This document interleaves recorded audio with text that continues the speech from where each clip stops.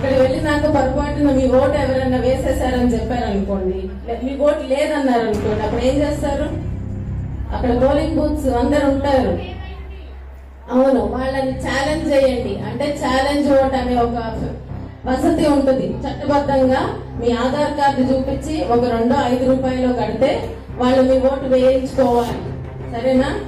తర్వాత అది ఓకే, మీ ఓటు ఉంది కానీ ఎవరో వేసేసారు అన్నారు అనుకోండి, అప్పుడు ఇంకొక ఫెసిలిటీ ఉంది, దాన్ని టెండర్ ఓట్ అంటారు.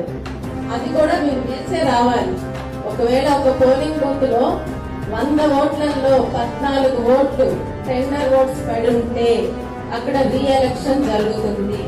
సో పొరపాటును కూడా మీ పోలింగ్ బూత్ ఏజెంట్స్ ఉంటారు, మన వాళ్ళు ఉంటారు అక్కడ.